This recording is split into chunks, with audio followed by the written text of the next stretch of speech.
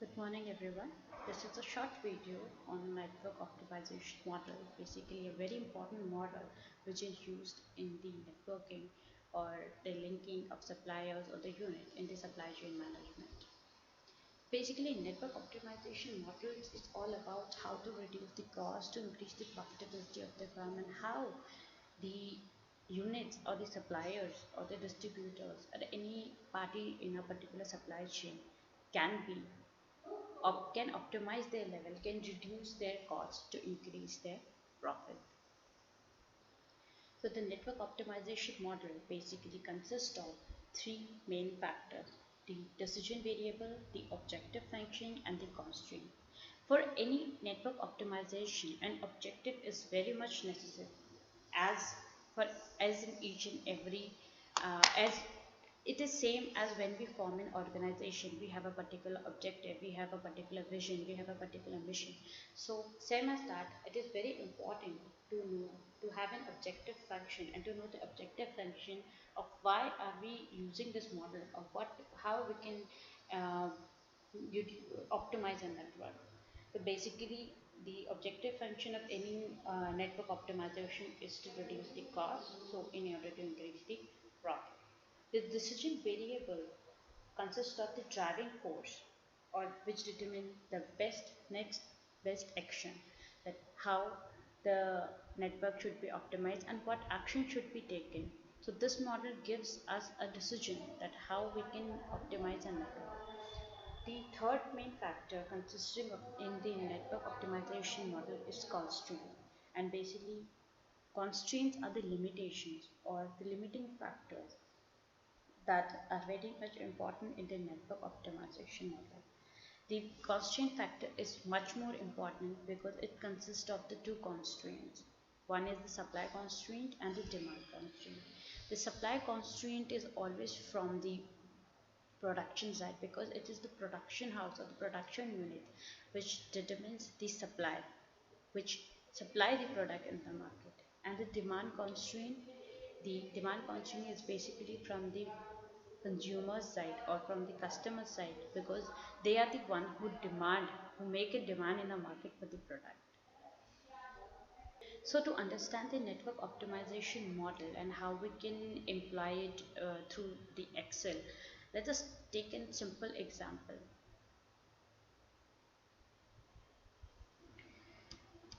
So we have, I've already taken the data in order to make the video a short one and to have a better understanding.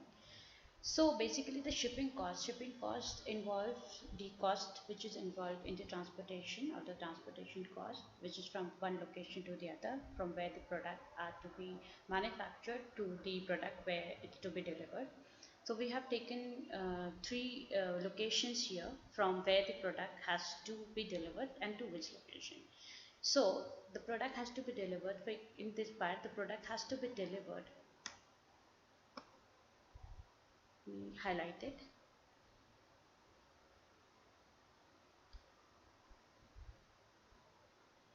So in this part, the product has to be delivered from California to Denver.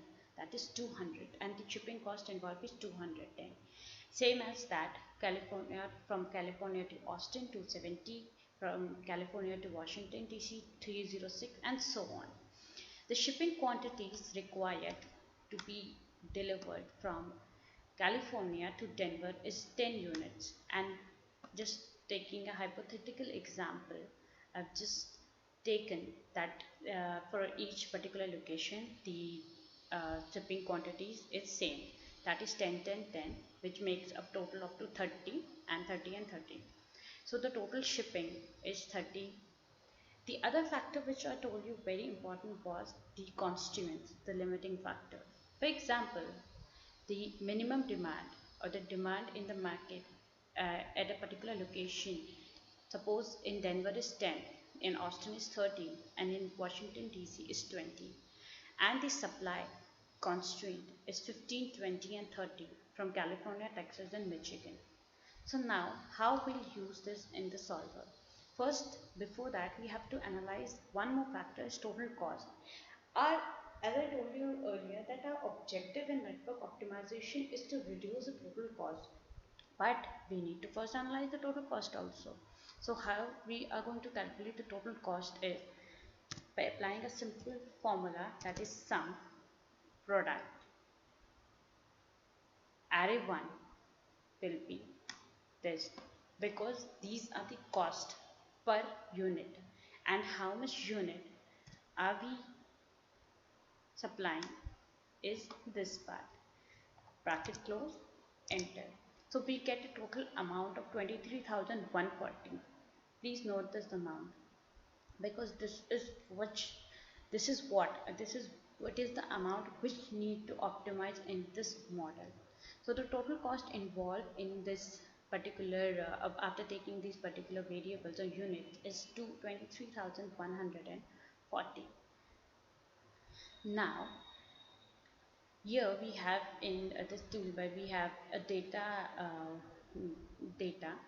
In data we have another option known as the analysis box. We have, or you can say this ribbon, it is known as ribbon. So we have a two option here in the analysis. One is we have to use the solver one. You can, if you don't have this in your Excel, you can also add it through going into the files, and there we have the add-on option that will, and after the add-on it will be shown in your Excel. So clicking on the solver, we have three more parameters in this. One is objective, that is what is the objective, why are we using this particular optimization model. The variables we need to change to reduce the cost, and the constraints, very important. So the objective, let's just suppose the objective we have taken here is to reduce the cost.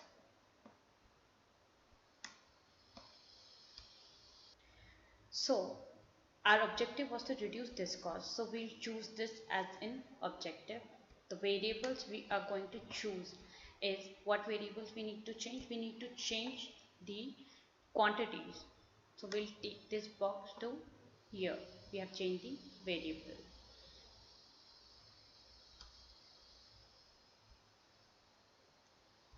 The next option we have to change is constraint.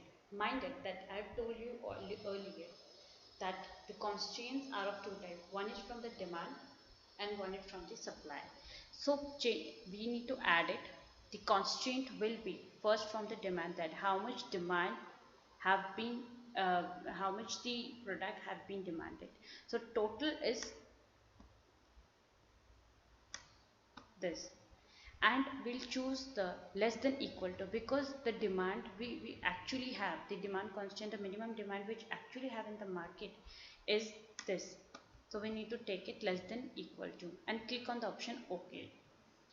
The second, this is the demand constraint, but we also need a supply constraint. So we'll again choose add, and we'll take this.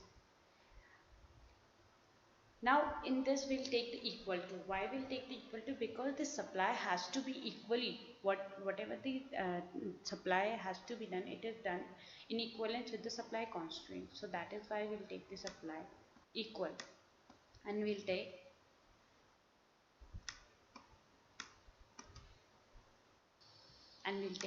this option and click on OK. Now we have all the things which are required in the solver. We have the objective, the reduce cost, we have the variables we need to change, and we have the constraint both from the supply side and the demand side. Please make sure, while moving further, please make sure that this box is always ticked, as it makes constraint variable non-negative, and always select a solving method, that is GRG non-linear. Click on the solve option, click on OK. You see that the total cost, which was 23,000, around 23,000, has been reduced to 16,000. So you can see that how this network optimization, not only this, but you can see that the number of unit which has to be, we need to make through various changes, it has also changed. Like we have taken here 10 10 10, but now the values have been reduced to 5, here 6.67, and so on. So this is how the network optimization works. That is, it has reduced the total cost. But how it has reduced the total cost? By making the changes in the variables we have taken. That means we need to reduce the quantity.